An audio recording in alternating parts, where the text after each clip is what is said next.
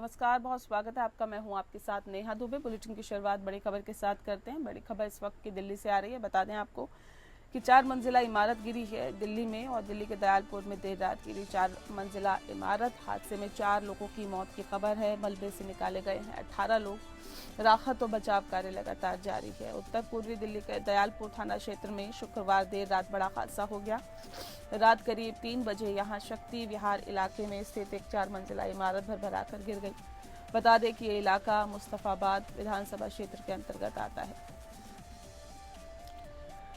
इमारत के गिरने से करीब 2 दर्जन लोग मलबे में दब गए हैं। एडिशनल डीसीपी संदीप लांबा के मुताबिक इस हादसे में अब तक 4 लोगों की मौत हो गई है। मृतकों की पहचान चांदनी, दानिश, रेशमा और नावेद के रूप में हुई है। फिलहाल 18 लोगों को बाहर निकाला जा चुका है, जिनमें 14 को अस्पताल में भर्ती कराया गया है। अभी कुछ लोगों को मलबे में दबे होने की आशंका भी जताई जा रही है। एनडीआरएफ, डॉग स्क्वाड और दिल्ली पुलिस और फायर ब्रिगेड की जो गाड़ियां हैं वो भी मौके पर पहुंची। साथ ही आपको बता दें कि राहत और बचाव कार्य लगातार जारी है। स्थानीय लोग रेस्क्यू ऑपरेशन में मदद कर रहे हैं। एक चश्मदीद ने बताया है कि पुरानी इमारत ये जर्जर हालत में नहीं थी और बल्कि अच्छी कंडीशन में भी थी, लेकिन ये प्लॉट एल शेप में था, जो संभवतः बिल्डिंग के गिरने की वजह हो सकता है।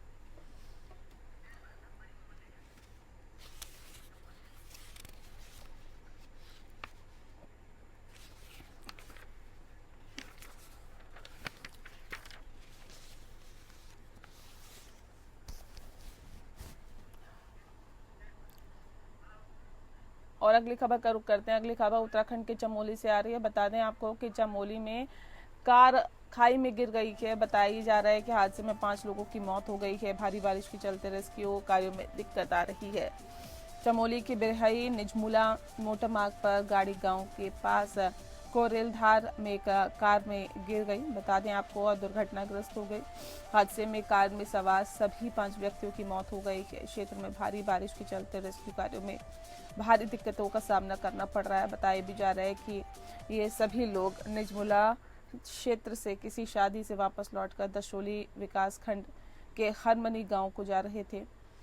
घटना जो है वो शाम की बताई जा रही है। बारिश के चलते लोगों के घटना का देरी से पता चला।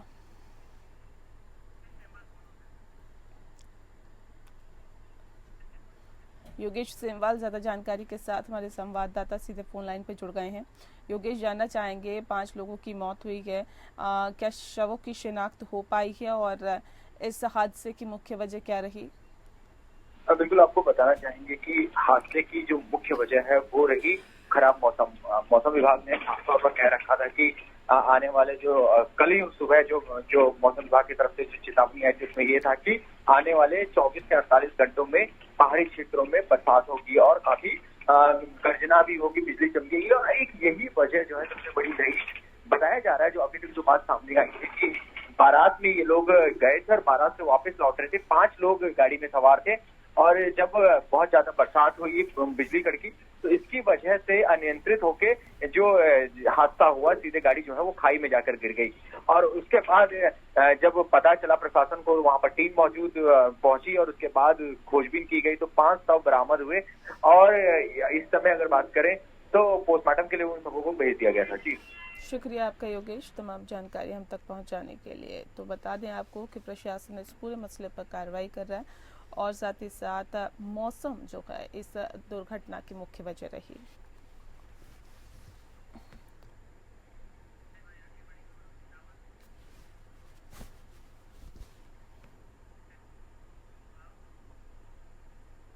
और अगली खबर प्रयागराज से आ रही है। बता दें आपको कि टेंट हाउस में भीषण आग की खबर है। साथ ही प्रयागराज में टेंट हाउस के गोदाम में ये भीषण आग लगी है। ऊंची ऊंची लपटें और आसमान में धुएं के गुब्बार देखे जा रहे हैं। उत्तर प्रदेश के प्रयागराज के महाकुंभ क्षेत्र में स्थित परेड ग्राउंड के पास एक टेंट के गोदाम में आग लग गई। ऊंची ऊंची लपटें उठ रही हैं और बताया भी जा रहा है कि आग पर दमकल की गाड़ियां काबू पाने में जुटी हुई हैं। परेड ग्राउंड स्थित एक टेंट हाउस में के गोदाम में ही शनिवार की सुबह ये आग लग गई। देखते ही देखते आग फैलती गई। आग का भयावह रूप देखकर इलाके में हड़कंप मच गया। ऊंची ऊंची आग के लपटे और आसमान में धुएं के गुब्बार दिखाई दिए। आग लगने की सूचना मिलते ही दमकल की कई गाड़ियां मौके पर पहुंची। फिलहाल आग पर काबू पाने का प्रयास जारी है। आग लगने का कारण अभी भी पता नहीं चल पाया है। आग लगने की घटना में अभी तक जनहानि की कोई खबर नहीं है।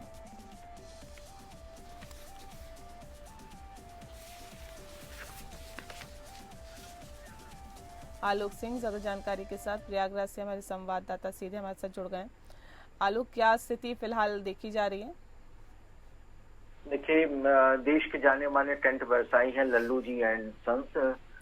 ये पूरा का पूरा माघ मेला हो या कुंभ हो, अर्ध कुंभ हो, महाकुंभ हो, सभी जो टेंट की व्यवस्था होती है वो इन्हीं की जो संस्था है इसी के द्वारा कराए जाते हैं। इनका महाकुंभ के निकट जो स्टोर बनाया गया है वहां पर एक बड़ा गोदाम है और वहीं पर ये आग लगी है। आग किस वजह से लगी है इसका भी पता लगाया जा रहा है, लेकिन एक भीषण आग है और अभी भी फायर ब्रिगेड की गाड़ी हो, अग्निशमन की गाड़ियां हो, इनको भारी मशक्कत करनी पड़ रही है आग पर काबू पाने के लिए। फिलहाल अभी जो जानकारी मिल रही है अभी भी आग पर पूरी तरीके से काबू नहीं पाया गया है और आसमान में ऊंची ऊंची आग की लपटें दिखाई पड़ रही हैं और ये एक भीषण आग है।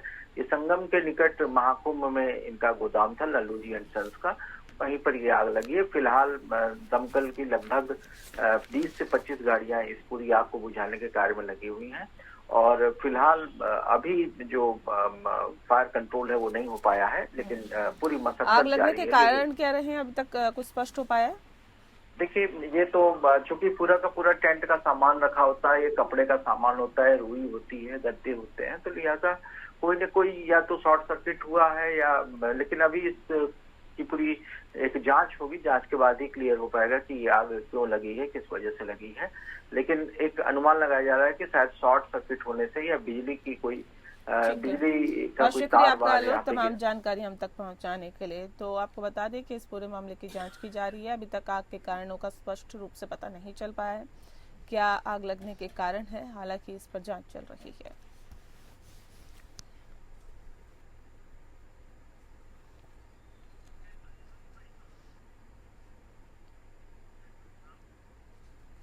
और अगली खबर का रुख करते हैं। अगली खबर अखिलेश यादव से जुड़े हुई। बता दें आपको कि अखिलेश यादव का आगरा का दौरा और राणा सांगा विवाद के बीच अखिलेश यादव का आगरा का दौरा है और आज सांसद सुमन के घर पहुंचेंगे अखिलेश यादव। करणी सेना की धमकी के बाद आगरा में अलर्ट जारी किया गया है। उपद्रव की आशंका को देखते हुए पुलिस अलर्ट है, फोर्स तैनात कर दी गई है। राणा सांगा पर राज्यसभा में दिए गए बयान और इसके बाद छिड़े बवाल के बाद आज सपा मुखिया और पूर्व मुख्यमंत्री अखिलेश यादव राज्यसभा सांसद रामचीलाल सुमन से मिलने आगरा के संजय पैलेस स्थित उनके आवास आ रहे हैं। बता दें आपको कि किसी तरह के उपद्रव की आशंका को देखते हुए हरि पर्वत चौराहे से स्पीड कलर लैब तक सुरक्षा के पुख्ता इंतजाम किए गए हैं। सपा कार्यकर्ताओं ने कोई हंगामा किया तो उनसे निपटने के लिए भी रणनीति तैयार कर ली गई है। आगरा में अलर्ट है, फोर्स तैनात कर दी गई है। सपा सांसद के बयान के बाद करणी सेना के कार्यकर्ताओं ने उनके आवास पर 26 मार्च को धावा बोला और मारपीट और तोड़फोड़ की थी। इसके बाद क्षेत्रीय संगठनों ने एकजुट होकर एतमादपुर के गढ़ी रामी में 12 अप्रैल को रक्त स्वाभिमान सम्मेलन का भी आयोजन किया। अब इस मुद्दे पर सुमन से मिलने अखिलेश यादव जा रहे हैं।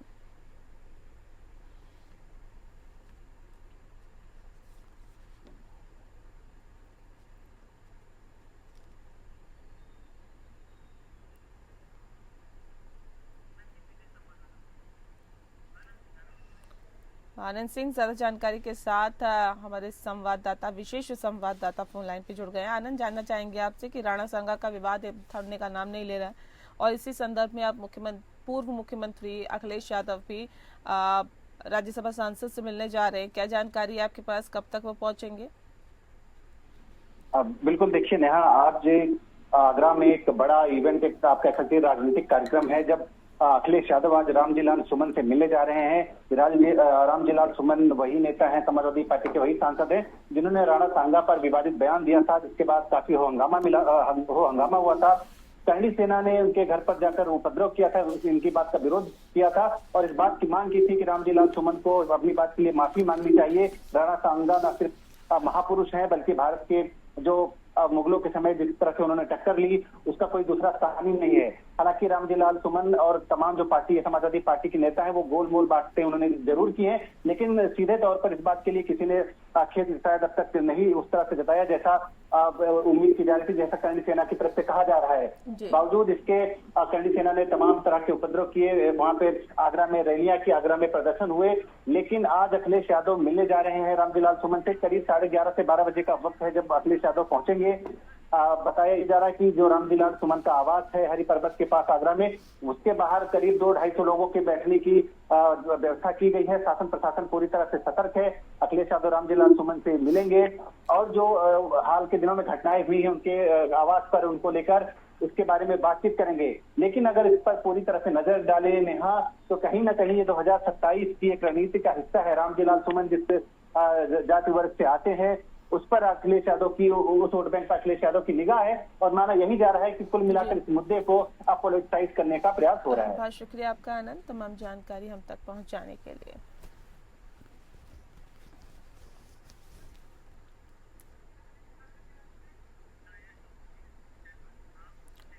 इस बीच एक बड़ी खबर का रुख कर रहे हैं। इलाहाबाद हाईकोर्ट से जुड़ी कोई बड़ी खबर इस वक्त की बता दें आपको कि इलाहाबाद हाईकोर्ट से जुड़ी हुई बड़ी खबर है। बार एसोसिएशन के फंड घोटाले की जांच की जाएगी और इलाहाबाद हाईकोर्ट ने पुलिस कमिश्नर प्रयागराज को निर्देश दिया है कि वे डीसीपी से निष्पक्ष पारदर्शी विवेचना कराए और 6 हफ्ते में प्रगति रिपोर्ट पेश करें।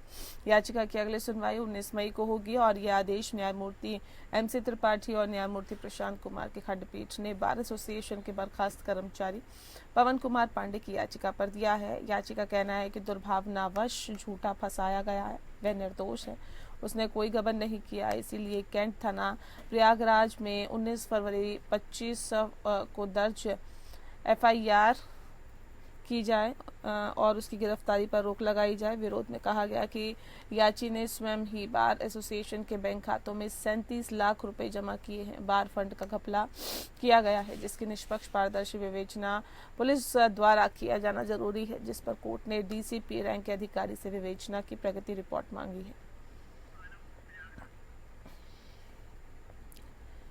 तो घोटाले की जांच के आदेश फिलहाल दिए गए हैं। ज्यादा जानकारी आलोक सिंह हमारे संवाददाता दे रहे हैं। आलोक, क्या आदेश दिए हैं कोर्ट ने, विस्तार से बताएं।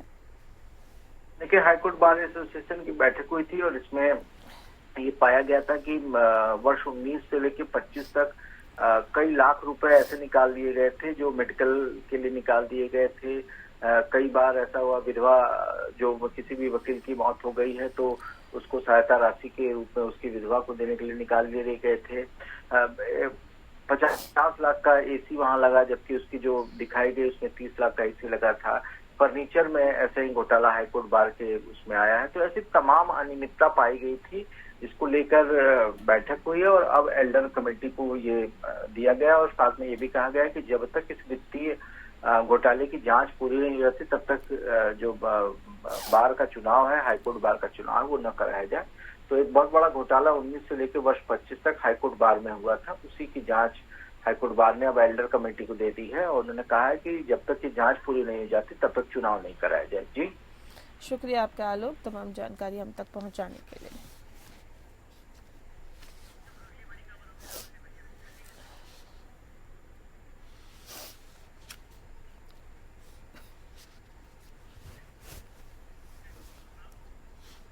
और चलिए बड़ी खबर का रुख करते हैं। इस वक्त की बड़ी और अहम खबर, राउज एवेन्यू कोर्ट आज सुनवाई करेगा। सत्येंद्र जैन केस में आज सुनवाई होगी। CBI की ओर से दाखिल सप्लीमेंट्री चार्जशीट पर सुनवाई होगी। बता दें आपको कि CBI ने 4 जनवरी को सप्लीमेंट्री चार्जशीट दाखिल की थी। दिल्ली सरकार के पूर्व मंत्री और भ्रष्टाचार के मामले में आरोपी सत्येंद्र जैन के मामले में CBI की ओर से दाखिल सप्लीमेंट्री चार्जशीट पर संज्ञान लेने को लेकर ही राउज एवेन्यू कोर्ट आज सुनवाई करेगा। पिछली सुनवाई में CBI ने कोर्ट को बताया था कि जैन के खिलाफ मुकदमा चलाने की संबंधित अथॉरिटी से अनुमति मिल गई है। इस मामले में CBI ने 4 जनवरी को सप्लीमेंट्री चार्जशीट दाखिल किया था और सत्येंद्र जैन इस मामले में नियमित जमानत पर है।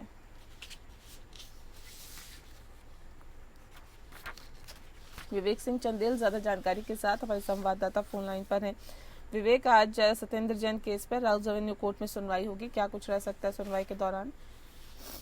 नेहा, जैसा कि हमने अभी अपनी रिपोर्ट में बताया कि जो 4 जनवरी को सप्लीमेंट्री चार्जशीट दाखिल की गई थी, जिसमें जो सीबीआई है उसने राउज एवेन्यू कोर्ट को बताया था कि चूंकि उनके सत्येंद्र जैन के खिलाफ मुकदमा चलाने के लिए मंजूरी की जरूरत पड़ती है, जिसके लिए दिल्ली सरकार के मुख्य सचिव ने जो एक पत्र है राज्यपाल को भेजा था और राज्यपाल से मंजूरी मिलने के बाद सुप्रीम कोर्ट ने माफ कीजिएगा, राउज एवेन्यू कोर्ट ने इस मामले में सप्लीमेंट्री चार्जशीट दाखिल की थी, जिस पर जो राउज एवेन्यू कोर्ट है उस पर संज्ञान लेने को, क्योंकि इस मामले में जो सीबीआई ने केस दर्ज किया था उसमें सत्येंद्र जैन समेत उनकी पत्नी और जो उनके 2 और वैभव और अंकित उनके खिलाफ भी चार्जशीट दाखिल की थी, लेकिन इनके खिलाफ मुकदमा चलाने के लिए अनुमति नहीं मिल रही थी।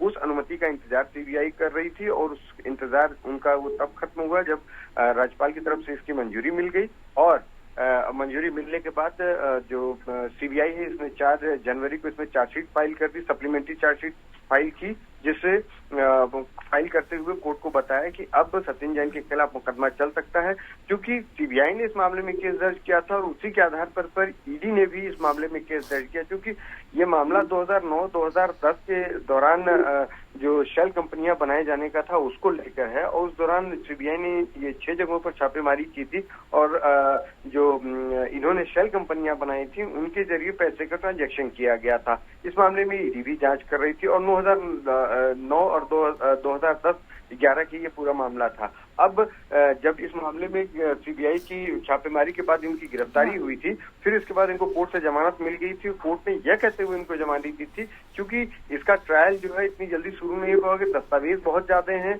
और लंबा होने की वजह से इनको जमानत दी जाती, तो फिलहाल वो जमानत पर है, लेकिन अब उनके खिलाफ इस मामले में मुकदमा चलेगा। बहुत शुक्रिया आपका विवेक, तमाम जानकारी हम तक पहुँचाने के लिए।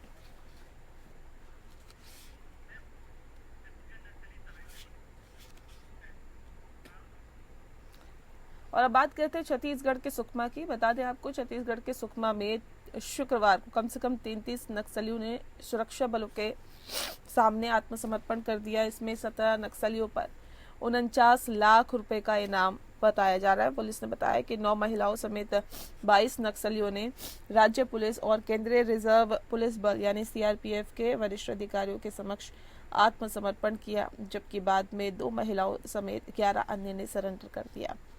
एसपी ने बताया है कि पिछले दिनों 15 दिनों से पुलिस बड़े सत्ती गांव को निशाना बना रही है। प्रतिबंध संगठन के मलेशिया और क्रांतिकारी पार्टी जैसे ग्राम स्तरीय सदस्यों को आत्मसमर्पण के लिए प्रोत्साहित करने के लिए स्थानीय पंचायत प्रतिनिधियों के संपर्क में है।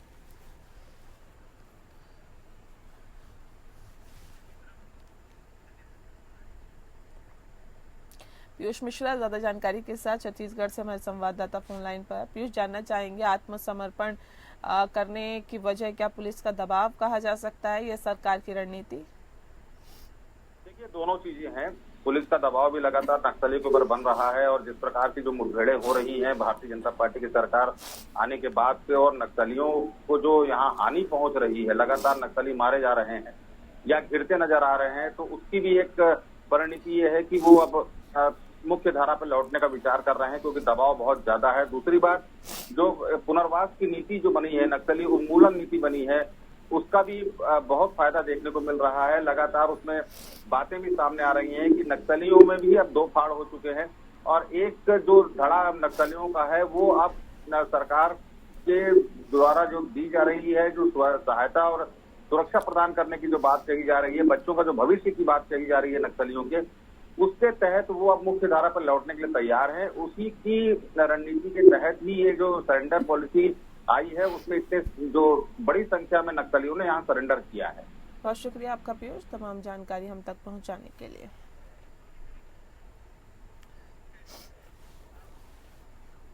और बुलेटिन में फिलहाल इतना ही। नमस्कार।